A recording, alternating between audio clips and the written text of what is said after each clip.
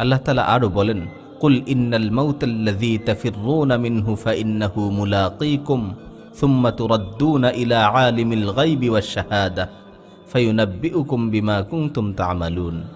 বলুন, তোমরা যে মৃত্যু থেকে পালায়ন পর সেই মৃত্যু অবশ্যই তোমাদের মুখোমুখি হবে, অতঃপর তোমরা অদৃশ্য দৃশ্যের জ্ঞানী আল্লাহর কাছে উপস্থিত হবে।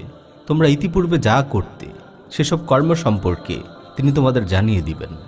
আবু হুরায়রা রাদিয়াল্লাহু তাআলা আনহু থেকে বর্ণিত, তিনি বলেন, রাসূলুল্লাহ সাল্লাল্লাহু আলাইহি ওয়াসাল্লাম ইরশাদ করেছেন, আকফিরু যিকরা হাযিমিল লাযযাতি আল মাউত। তোমরা দুনিয়ার স্বাদ আহ্লাদ নিঃশেষকারী মৃত্যুকে বেশি বেশি করে স্মরণ করো। সমস্ত প্রশংসা সেই মহান আল্লাহর, যিনি সৃষ্টি করেছেন জীবন এবং মৃত্যু, এবং তিনি আমাদের এই জীবন মৃত্যুর মাধ্যমে পরীক্ষা করতে চান।